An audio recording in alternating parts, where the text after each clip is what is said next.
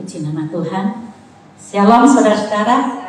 Saudara-saudara yakin ada berkat Tuhan yang luar biasa akan kita terima dari kebenaran firman Tuhan? Amin ya saudara-saudara. Mari kita baca bersama-sama dari ayat yang pertama sampai yang ketiga. Kita baca bersama-sama ya.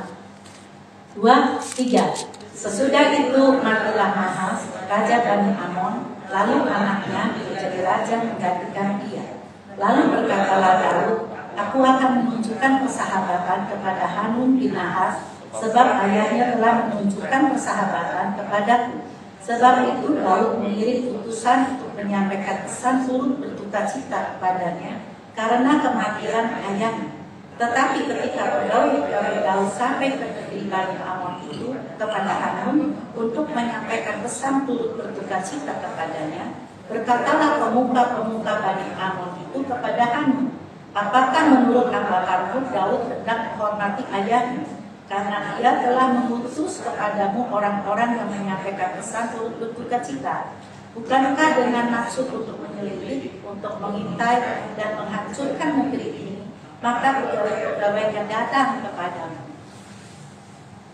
Saudaraku yang dikasihi Tuhan, dari ayat-ayat yang kita telah baca tadi, ya saudara-saudara, saya melihatnya ada sesuatu yang aneh gitu ya saudara ya. Ada sesuatu yang boleh dikatakan lucu, ada yang bisa dikatakan juga ada yang menjadi suatu kebodohan. Bisa juga disebut sesuatu yang sangat konyol sekali gitu ya saudara. Mengapa ya saudara saya berkata ini yang kita baca tadi itu aneh? Coba saya mau bertanya ya saudara-saudara ya. Kalau saudara-saudara gitu ya dihormati oleh seseorang, coba kalau saudara ulang tahun ya, lalu ada sahabatnya atau saudaranya datang ke rumah saudara bawa kado gitu ya saudara, sebagai tanda menghormati, sebagai tanda persahabatannya. Senang nggak kira-kira saudara? Pasti senang ya saudara ya. Kalau saya terus terang ya saudara, diperlakukan seperti itu sangat senang sekali. Dan tentunya ya kita itu akan membalasnya juga dengan hal-hal yang baik. Tapi ini ada peristiwa, ada suatu kisah yang sangat aneh gitu ya saudara ya.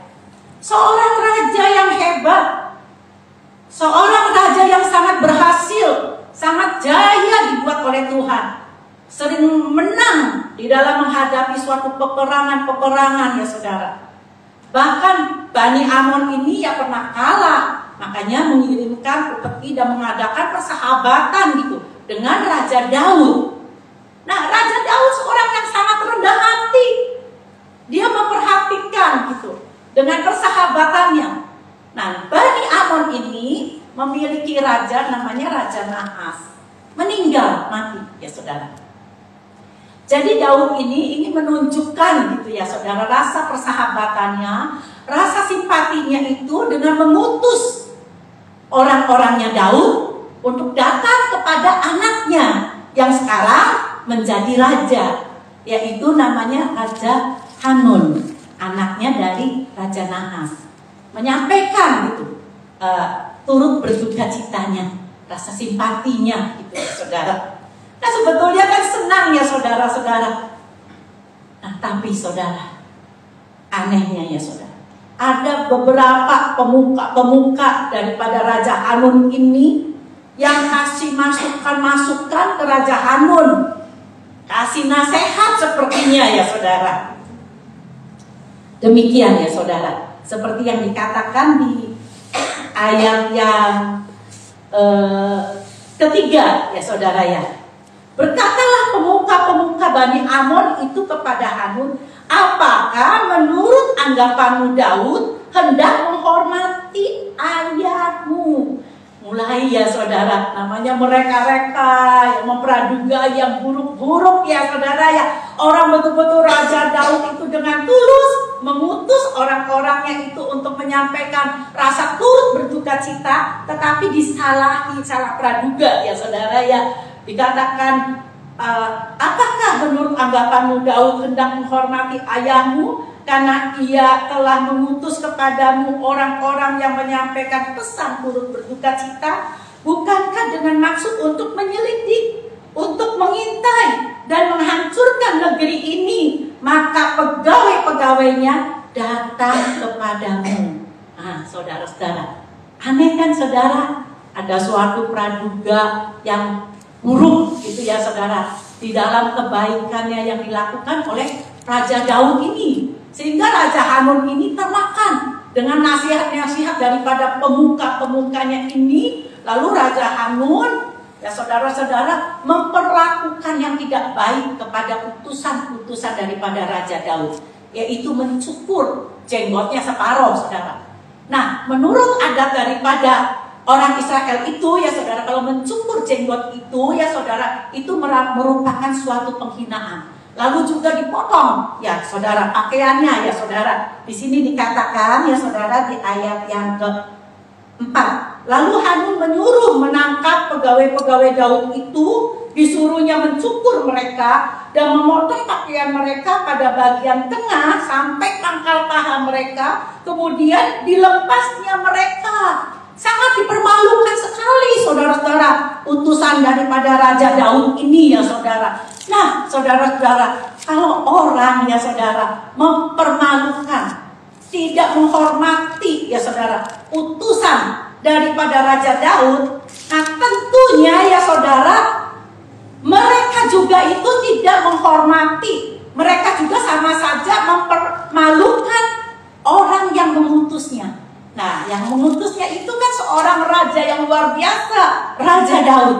Tentunya, ya saudara, Raja Daud itu nggak terima, marah, ya saudara, dan akhirnya Daud mempersiapkan untuk menyerang Bani Amon ini, ya saudara, dengan menyuruh Yoab dan pasukan-pasukannya menyerang Bani Amon.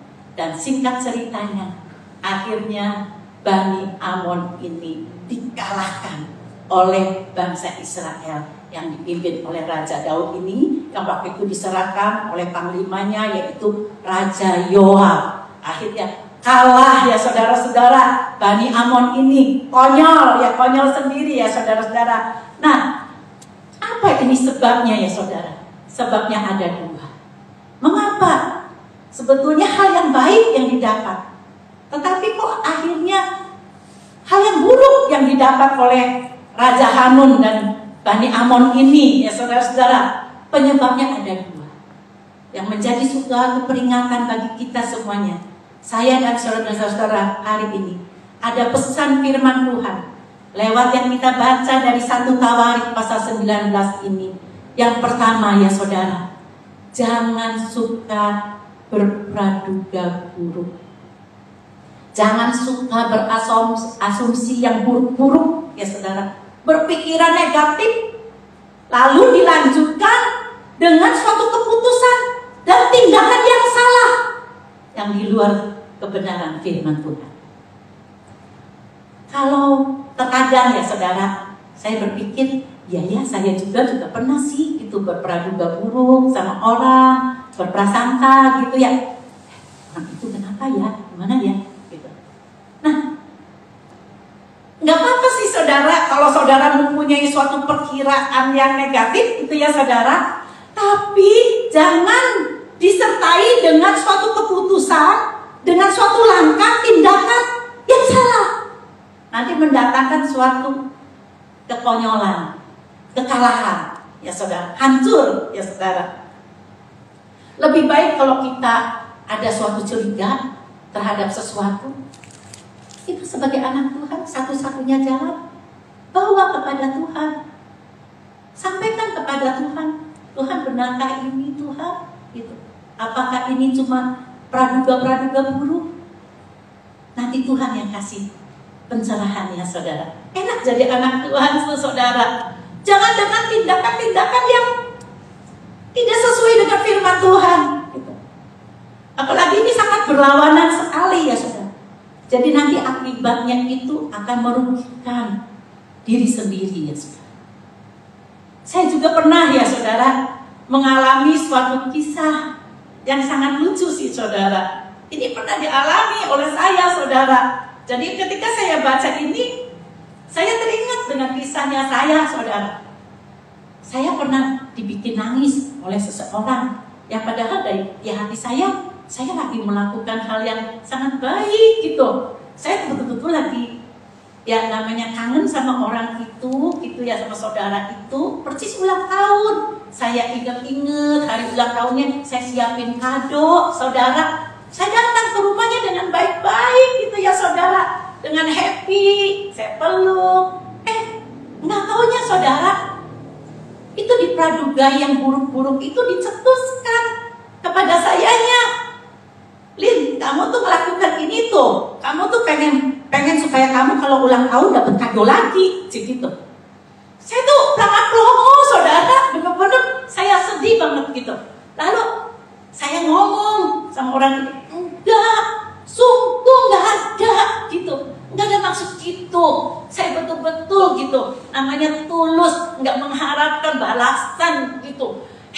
Orang ini aneh banget, sampai bikin saya nangis. Kenapa saya sampai nangis? Kalau cuma sampai di praduga gitu, saya belum nangis, saudara. Tapi dipaksa suruh jawab, iya, saudara, aneh kan, gitu ya. Ya udah, jadi udah saya pulang dengan tidak sejahtera, saudara. Nah, akhirnya ya udahlah, saya kalau orang itu ulang tahun, saya nggak pernah datang lagi untuk menjaga-jaga perasaannya mereka supaya jangan mempradugai hal-hal yang nggak baik, gitu. Nah, ini jadi suatu pelajaran dalam hidup kita, anak-anak Tuhan ya, saudara-saudara.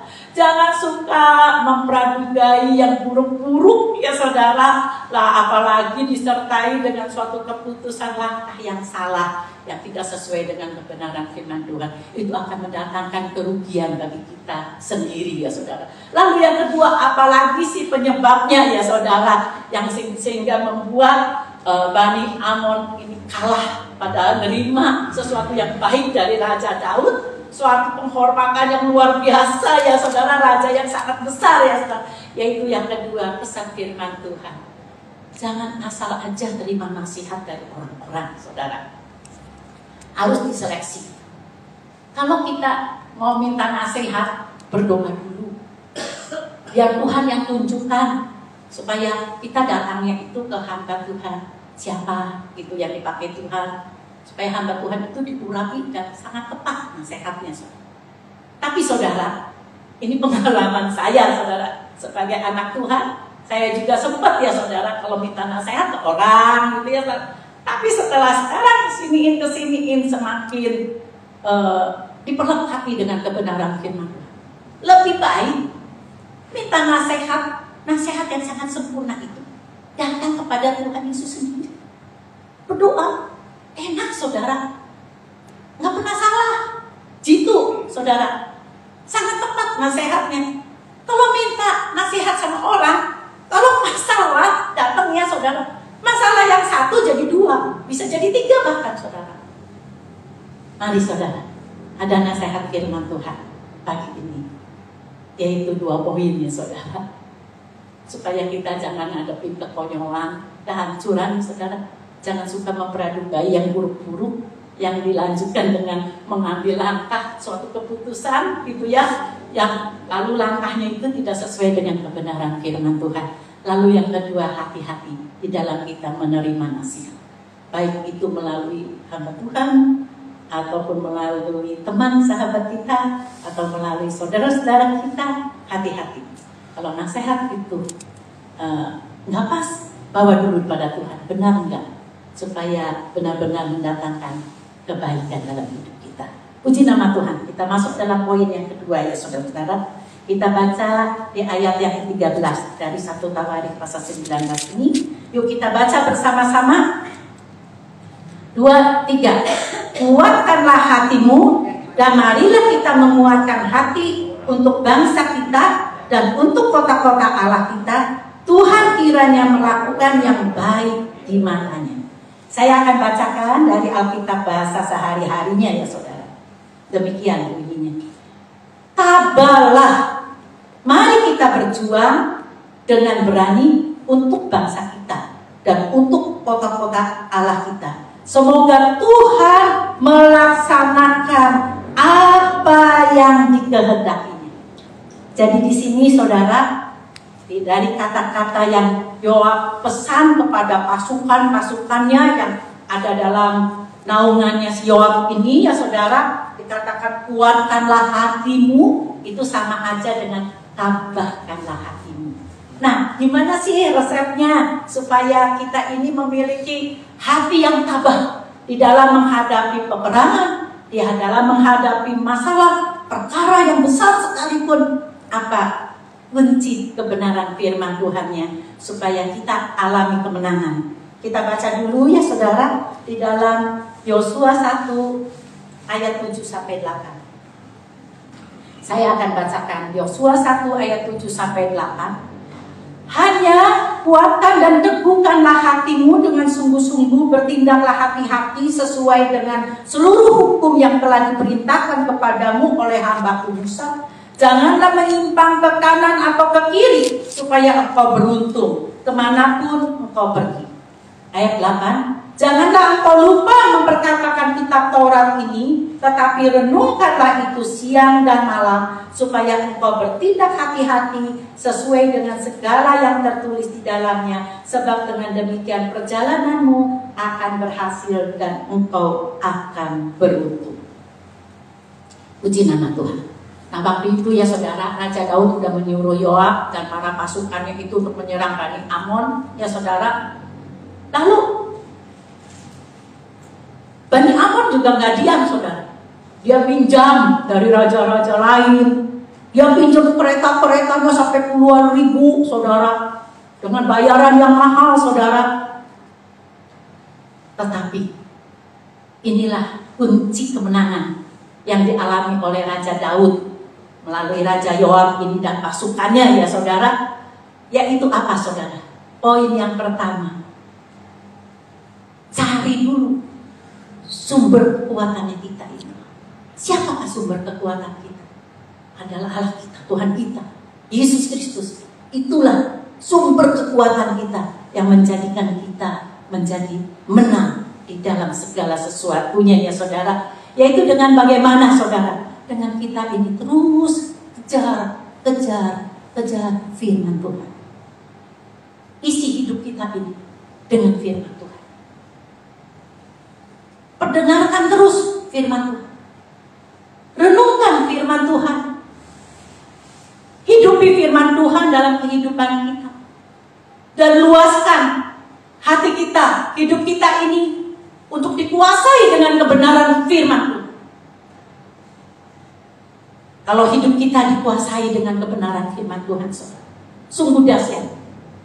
Masalah yang sebesar apapun juga, buktinya peperangan yang hebat yang dialami oleh Raja Daud, Yoab dan pasukannya itu ya saudara, bani yang besar yang memiliki kereta kuda yang banyak.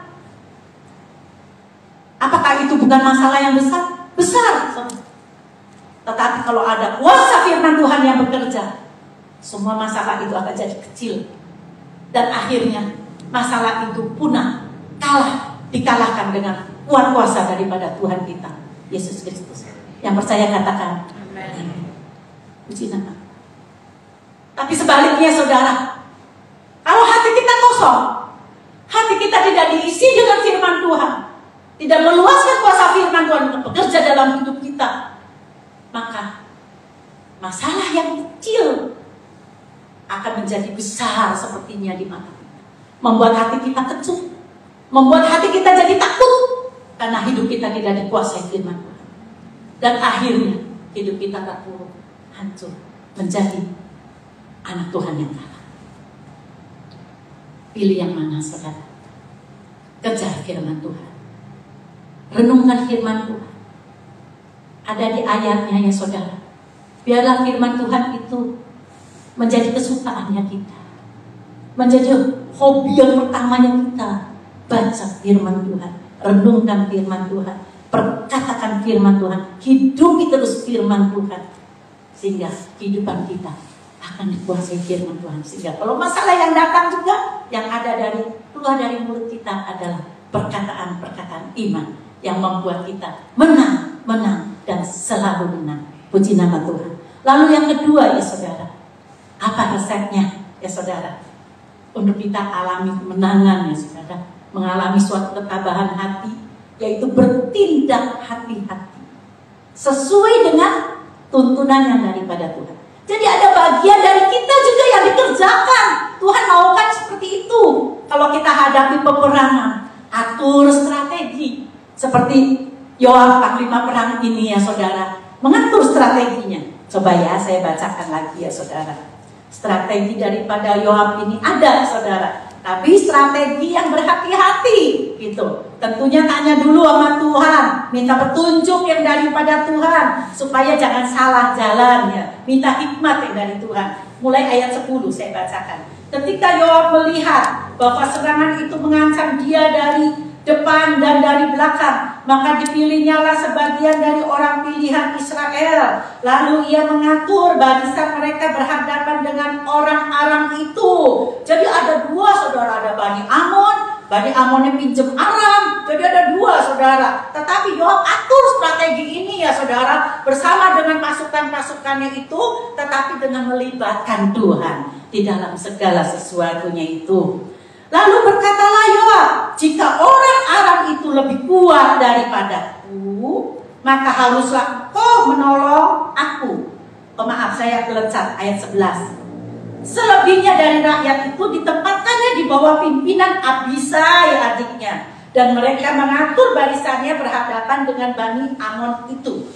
Lalu berkatalah Yoab, jika orang Aram itu lebih kuat daripadaku, maka haruslah engkau menolong aku. Tetapi jika Bani Amon itu lebih kuat daripadamu, maka aku akan menolong engkau. Jadi ada strategi yang dikerjakan oleh Yoab dan para pasukannya ini ya saudara-saudara. Nah itulah, mari saudara, supaya kita menang di dalam menghadapi segala masalah peperangan, dengan kita minta pada Tuhan supaya kita ini memiliki hati yang tabah, disertai juga dengan tindakan yang hati-hati sesuai dengan petunjuk yang daripada Tuhan saja ya saudara. Lalu yang ketiga apa saudara? Untuk kunci kemenangannya ini, yaitu ya saudara, harus ada kesehatian, kekompakan di dalam segala sesuatu. Bukan dalam pelayanan saja ya saudara, harus ada kesehatian, kekompakan supaya betul-betul goal ya saudara. Tapi dalam rumah tangga kita juga harus ada kesehatian, kesepakatan. Dalam persahabatan juga demikian, harus ada kesehatian, kesepakatan, kompak ya saudara. Nah ini buktinya kan demikian saudara. Si Yoab itu runding sama adiknya yang namanya Abisai itu ya saudara. Demikian katanya di ayat 12. Lalu berkatalah Yoab, jika orang Aram itu lebih kuat. Jadi yang dihadapi oleh Yoab itu kan orang Aram, lebih kuat daripadaku, maka haruslah engkau menolong aku. Jadi lebih baik si rombongannya Abisai ini nolong ke Yoab dulu gitu loh. Jadi kan ada strateginya dan harus ada kesehatian di sini ya saudara. Dan tentunya kalau ada kesehatian, kekompak, kesepakatan, Tuhan buat semuanya menang saudara. Lalu yang keempat apa saudara? Nah yang keempat ini saudara, di sini dikatakan kuatkanlah hatimu dan marilah kita menguatkan hati untuk bangsa kita dan untuk kota-kota Allah kita. Tuhan kiranya melakukan yang baik di matanya. Kalau di Alkitab bahasa sehari-harinya, semoga Tuhan melaksanakan apa yang dikehendakinya. Jadi yang keempat saudara, kalau kita ini ya saudara, dari yang 3 poin itu adalah tindakan yang harus dilakukan oleh kita dengan minta petunjuk, kekuatan yang daripada Tuhan ya saudara-saudara, yaitu kita mencari kebenaran firman Tuhan, kita cari Tuhan terus, kita rindukan Tuhan, tentu hidup kita diisi firman Tuhan, tindakan kita apa yang dikerjakan ya saudara-saudara, kita dapat petunjuk-petunjuk yang daripada Tuhan, lalu ada keseharian, itu namanya Tuhan minta supaya kita yang melakukannya. Lalu yang keempat itu adalah bagian Tuhan, berserah dan percaya sepenuhnya kepada Tuhan. Apapun yang di depan didapat hasilnya, haruslah kita mengimani, haruslah kita meyakini bahwa itulah yang terbaik daripada Tuhan. Dan Tuhan selalu memberikan yang terbaik dalam kehidupan kita. Kalau kata Tuhan yang belum, ya sabar. Kalau kata Tuhan yang tidak, kita tetap imani Tuhan tetap kasih yang terbaik. Kalau Tuhan juga berkata ya, itulah berarti Tuhan menghendaki yang demikian. Jadi harus ada penyerahan sepenuhnya kepada Tuhan dan percaya sungguh-sungguh kepada Tuhan bahwa Tuhan itu tidak pernah merancangkan kecelakaan, tetapi selalu hari depan yang penuh dengan harapan. Amin, saudara-saudara. Puji nama Tuhan. Mari saudara-saudara, pesan firman Tuhan hari ini. Ingat ya saudara, jangan suka mempradugai yang buruk-buruk, yang lalu dilanjutkan dengan tindakan yang salah ya saudara.